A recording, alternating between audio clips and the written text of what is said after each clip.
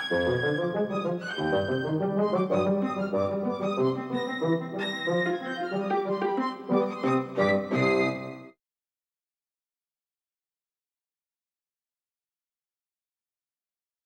to Hoko Palizzo's The Writing Life. I'm Tope Falarin. My guest today is Denice Frohman. Denice, I am so excited to be here with you today. I've been reading your work. I've been sort of engaging with your work online as well.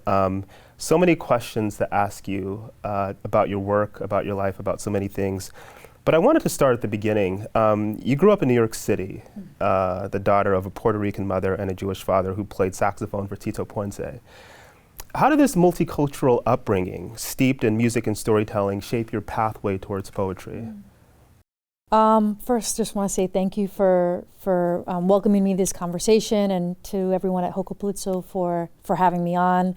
It's a really great question, and I think one that I keep returning back to. I think for anyone who is living out their dream, and for me that is being a writer and being a performer and a poet, I'm always thinking back to what were the seeds of that dream. Yeah. And the more I think about the question, the more I return further and further back into my story. And so I think to your question, there are so many seeds in your question of how I think just before poetry, how I fell in love with language. Yes. And I think that to me is the more interesting question. Of course, And the one that I spend more time thinking about is where did my relationship with language start? And I think it was, growing up in a household where I heard a lot of salsa and heard a lot of Latin jazz. My mom was born in Puerto Rico, and like you said, my dad played saxophone for Tito Puente. And at the time, I didn't fully appreciate it. But I was at a lot of the rehearsals with my father. He would take me with him to a lot of his concerts, and so I was in the room of poetry before I even could name that or language that. Yeah. In a lot of ways, I realize that now. Yeah. That even though I wasn't necessarily fluent in Spanish, I was conversational. That I really started to develop a love for the rhythm of language, for how words made you feel, by how they were delivered, by the tone and the inflection, by alliteration, by repetition. And if you think about some of the greatest salsa songs, they are the ones that people dance to the most. But if you listen, they're upbeat, they're energetic, people are dancing. But if you actually listen to the lyrics, they're quite sad. And so there's a tension in the music as well. And so I think I was in these, rehearsal rooms and traveling with my father to watch Tito Puente, who was the first performer that I ever saw. And I watched him captivate a room. Yeah. I watched him embody the language and embody the lyrics in such an engaging, thrilling way. I couldn't put language to it yet, but I was so intrigued by it and moved by it, and would oftentimes watch how the crowd would respond to him, and then how he would engage with the crowd. And so I think that's definitely one seed that took me many, many years to fully appreciate and understand at the time. Yeah. And then I think for my mom, she's a natural storyteller. She's someone who didn't have access to education like I did in a formal way, but who really has a knack for language and for just her delivery. She's so personable and is such a great storyteller. And so I think in these informal ways, I lived in the school of language, in the school of music, in the school of poetry, but that to me, language was something that was alive. Yeah. And it took me a while to actually find a poetry that reflected what I grew up with, because of how oftentimes we're introduced to poetry, which is the canon is much narrower than it actually is. Sure. And so those things felt very disconnected to me, and it took a long time for me to realize or to be introduced to a wider canon of poetry and poets who were born of those movements, right? Yeah. Who the long tradition of poets and musicians engaging with each other. Yeah. So I think those are some of the seeds of my upbringing that I think, looking back, make a lot of sense to why I love poetry and why I love sharing it aloud. Yeah.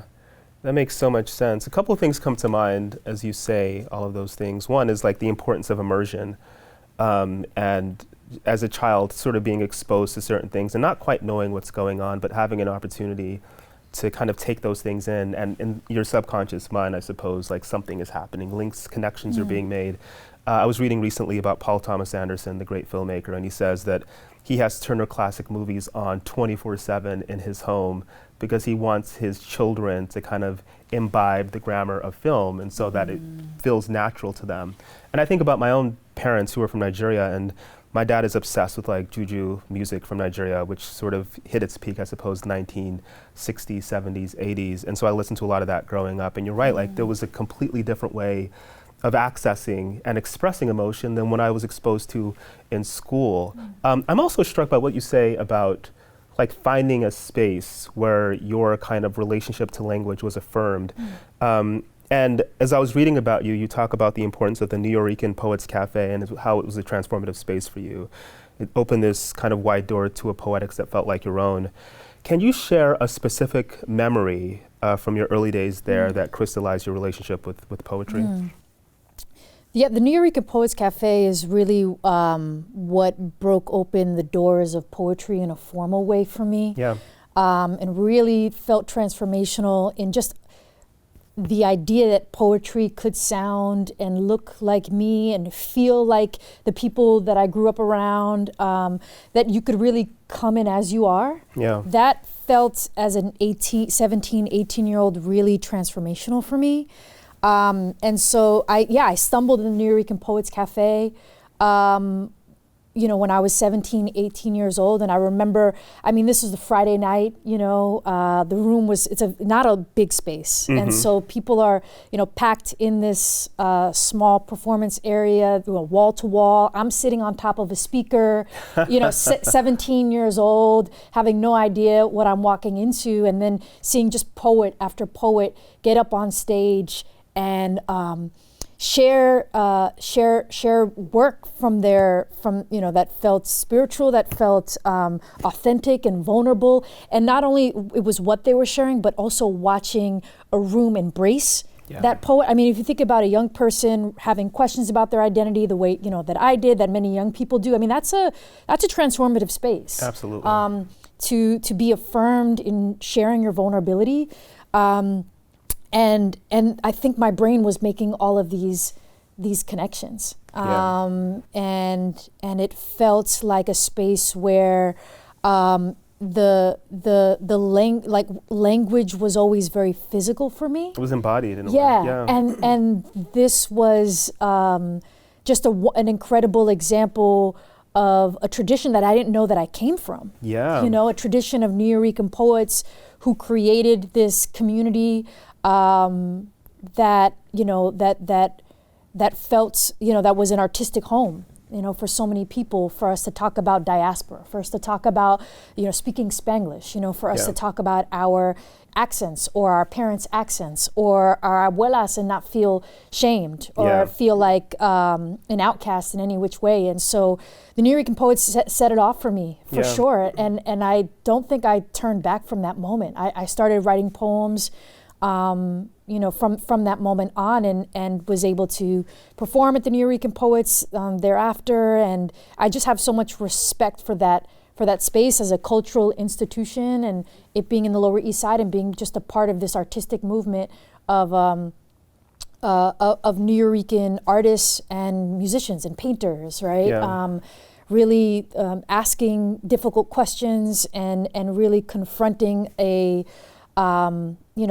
many injustices that our communities, face, unapologetically. So, I returned to that room in the Nuyorican Poets a lot in my head, and think about that moment of, I feel like something is meant for you sometimes when it happens accidentally.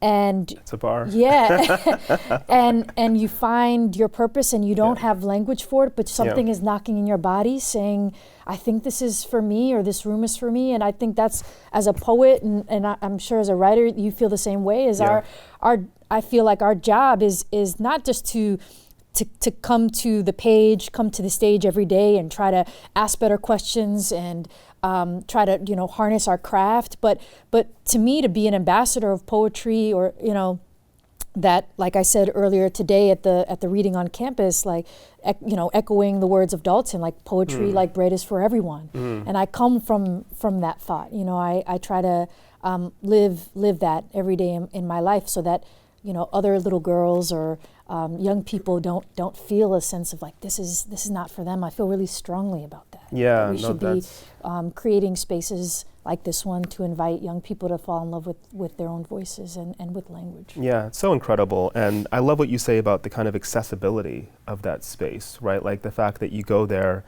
and you hear narratives and ideas that are familiar. I remember when I was younger, Saul Williams became really important to me. And it's funny because I went to Morehouse College, and it wasn't until I spent a year at a school called Bates College, which is in Lewiston, Maine. I know that college. You know Bates. And so I was at Bates for my sophomore year, and there was one of my friends came up to me. He's like, I want to talk to you about Saul Williams. I was like, I don't know who that is. And he's like, how can you not know who that is when he went to your college? So he gave me like 3 of his books. And I remember that was my kind of introduction to a kind of accessible poetics. Because to your point, I remember in high school reading poetry, and it was felt very stilted and kind of abstract and far away from me in my experience. And this was an entry point into thinking about how poetic language could both animate my life and my thoughts and connect me in a very visceral way to a long tradition of people who were already expressing a similar range of ideas and emotions because they came from a similar context. And to add to that, I think it was, the Nuyorican and spaces like the Nuyorican have been and continue to be the history classes I didn't get. Yeah. The English courses that I had a hunger for, that I didn't know that I needed. It was a place of developing a political consciousness. Yes. I mean, it's where I learned about things like the Rwandan genocide. Was at hearing poems at the Nuyorican Poets Cafe, is listening to parts of our history that have been that are not included in our curriculum and in public school. And so I think that's really important to think about these spaces as yes, community spaces, but also spaces of educational activation and of building political consciousness, and how they aren't, the walls are not closed, right, in these rooms, right? You're having musicians, scholars, historians, both coming to these events, but also interacting with poets and thinking about poets, of course, like the iconic Sonia Sanchez and Nikki Giovanni. Music was so important, Pedro Pitri, music was so integral to their poetics. That it felt really exciting and just alive. That language was alive. In these rooms. And they burst open the doors of literature as well. I think about that moment. You have deaf poetry on HBO. You have slam poetry really taking off. A couple movies about slam. It said to a number of people that this is for you as well. And literature is powerful, and stories are powerful. And it's an invitation also to craft, learning about craft, because there's a particular way, to kind of construct a poem that works on the stage and that captivates an audience. And you're already thinking in those terms, and when it comes time perhaps to start writing and publishing poetry, you can think, okay, there are some rules that I can sort of accept or disregard, but they're there, and I have to contend with them, right? That's right. And I think that's a really great point to bring up, because there's oftentimes a binary between the page and stage, which I won't, sort of revisit that conversation, because only because I think it's been had so many times by people who are far smarter than I am. But I'm also, don't believe in that binary. I think that I'm less interested in characterizing the page versus the stage in any sort of way.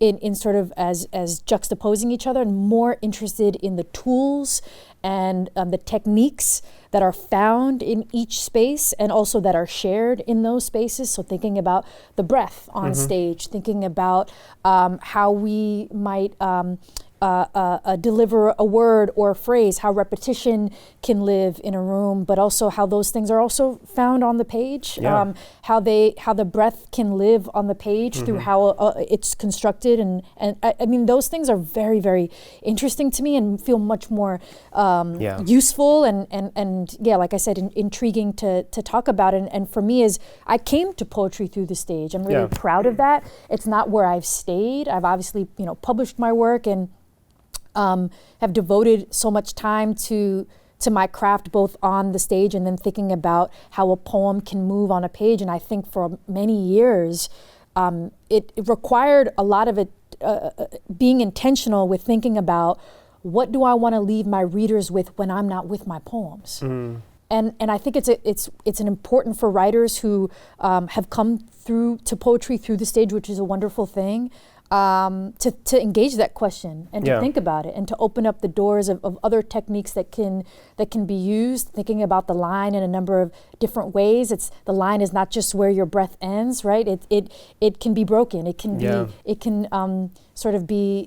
can continue on. You know, there's so many ways to think about and jam and all that and nerd out, about that stuff, which I really love to do. But I look to poets who really do such a beautiful job of living in what Patrick Rosal, I heard in an interview that he gave, he calls and I'm paraphrasing, that he lives in this fluid boundary between poetry and song. Oh, I love that. As a rough translation of something that he said in an interview once. And I really loved that because I think poets like Patrick Rosal, Willie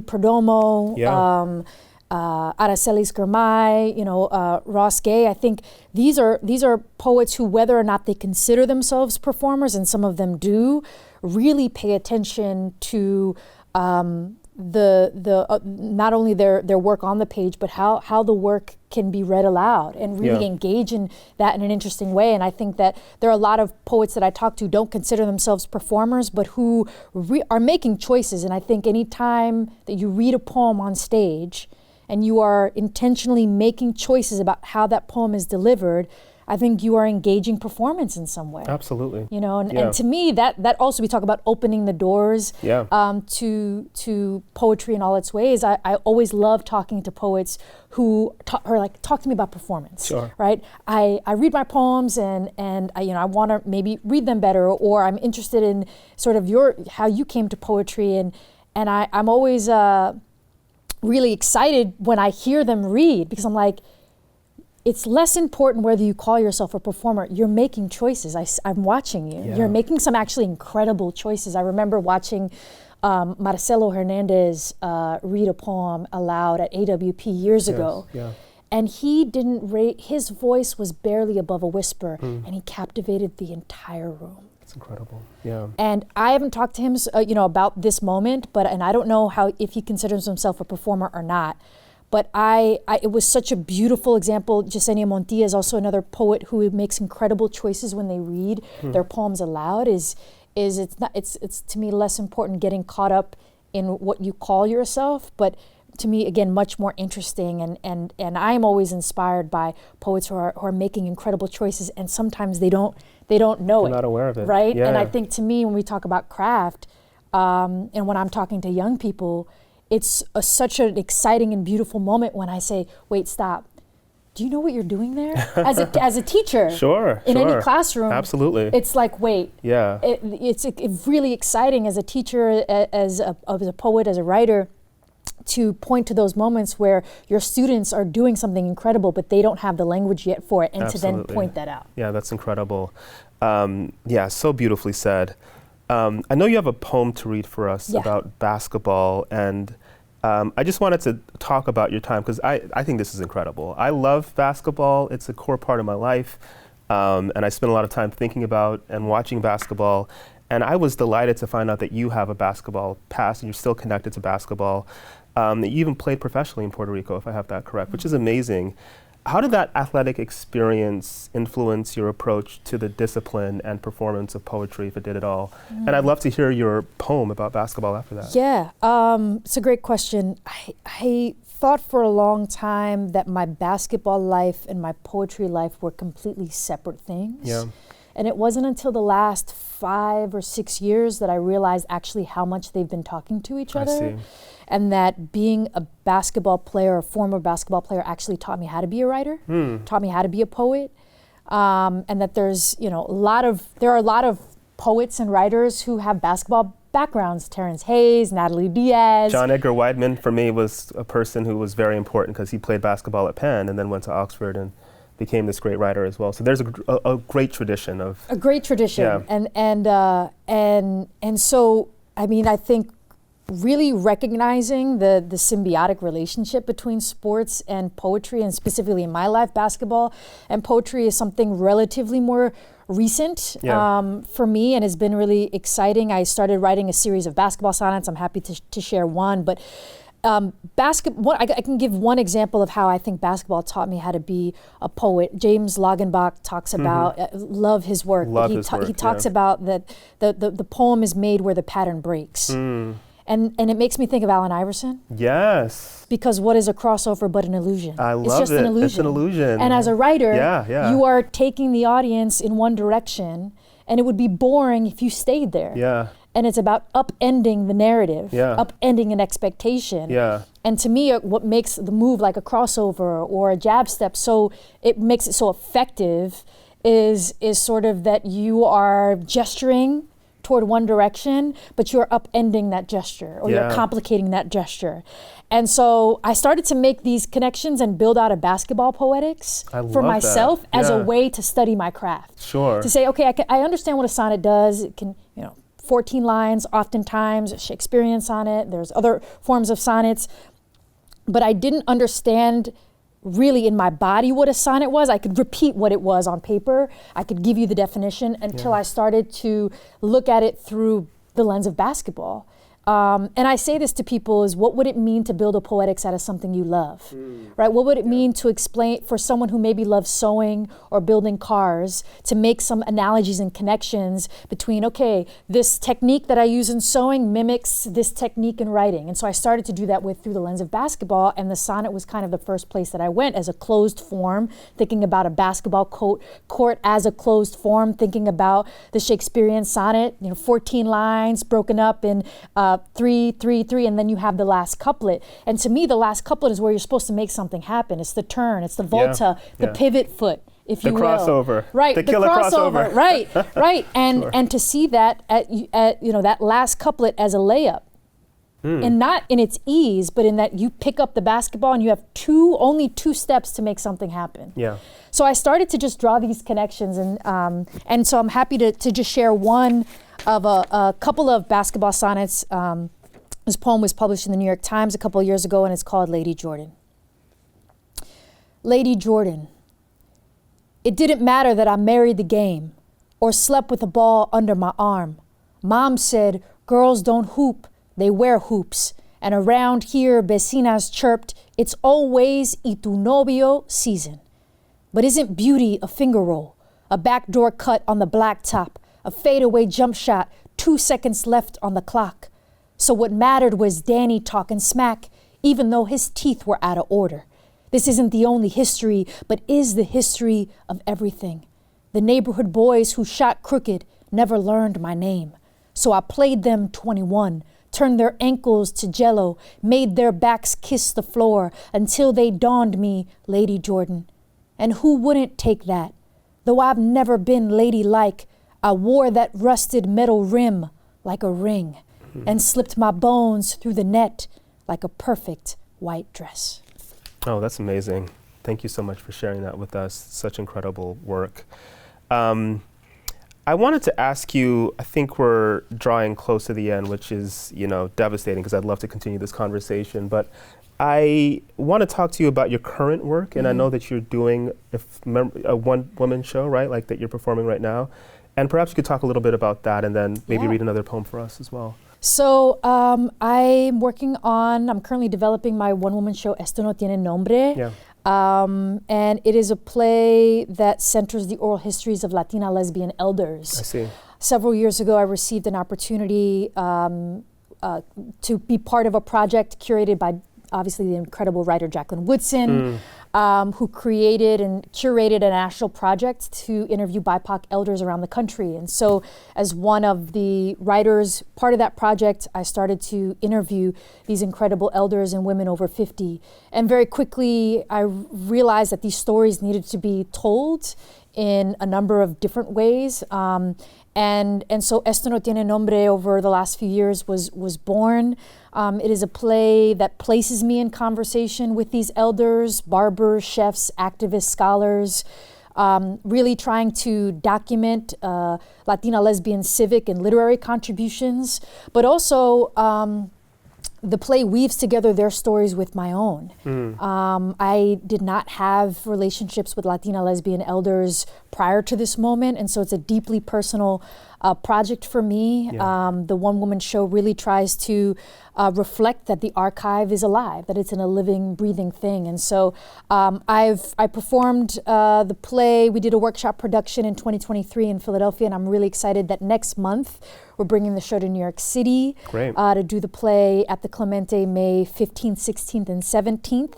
It'll be our third workshop production, and really just feel so excited to be. This is my first one-woman show, and the play is really told through these vignettes of poetry and archival material and projections, and really watching and trying to. I mean, I think one of the difficult tasks of a project like this is when you have so much archival material, how do you share it in a way that's not a PowerPoint presentation? Yeah. How do you theatricalize it? And I think it was very similar to the way that I approached poetry, is the way that I think I approached the oral history, how to do an oral history interview, which is something that Nisa Chow said is oral history is not just about what happened. It's not just about the memory of what happened, but it's what happened plus what it means. And I think, right, that's what we do as writers and poets. It's not just the thing that happened to you as a child or the thing that you saw today in the street, but what lives underneath it. Yeah. And so I think that was really useful in thinking about trying to create this work. So really excited that that I get to bring these elder stories alive, because I think, for a lot of queer Latinx people, we don't inherit our history in a way that's accessible. For a lot of BIPOC LGBT people, we don't inherit our history or the full breadth of it. And it was really important to me to create a space where that this play is not just about those who have passed, but they're still here. Yeah. These icons are still here. So That's that's great. about Esto No Tiene Nombre, and Yeah. I'm happy to share Yeah. a poem that we talk so much about me being from New York City that Yeah. maybe I'll share one about being That's a city great. kid. I love that. So this poem is called City Kid Pastoral. Flashlight under my right arm in the dead of night. A half sprint back to my cottage, clapping twice to scare the deer, though I am scared, which seems like a case of whoever smelt it, dealt it. City kid, thick in the woods of ferns and fungus, I've traveled 6 hours for the gift of space and time. This residency, a reprieve from the taxi cab's racket and ruckus of 21st century dings. So here's the deal. I've spent 20 minutes trying to shoo a fat bee out of my room through a small gap in the screen, its striped body crawling up and further away from the opening. And normally, I would have ended the inconvenience by now, but I'm in the Adirondacks, where such things seem extreme, noticed, where at night the loons and coyotes exchange hot verses over the lake, and every writer swears they can tell them apart, but they can't, where it's so quiet I can hear the dragonfly's small motor hum on the dock while reading Solmaz Sharif's essay on erasure, which, she argues, is a colonial act of obliteration. The bee is working my last nerve. I scoop the little prick 3, maybe 4 times toward the peephole, away from my cheap impulse to smash it. And before I lose my patience, someone remind me, kindness is not a favor. It is perhaps what Aracelis proposes, recognition. Besides, the little nugget is just a big-ass fly masquerading in a black and gold uniform. Let's call them nature's referee. But who can be sure? I'm still itching for ruin. And now my palm grows smaller, so small it could thread the screen. Meanwhile, the coyote loons cackle, the bee's tush wiggles, and I wonder how often I've crawled against my own survival, what little mercies work their ways beyond my sight. My precious bee, forgive me. If I know cruelty, I practice that English on myself first. Besides, what do I know about beauty? Everything I love is alive and terrifying. That's a wonderful, wonderful poem and a wonderful note to end on. Thank you so much for this conversation. Thank you so much, Tope, for having me and for facilitating this. It's been great. And thanks to all of you for joining us on this episode of Hoko Pulitzo's The Writing Life.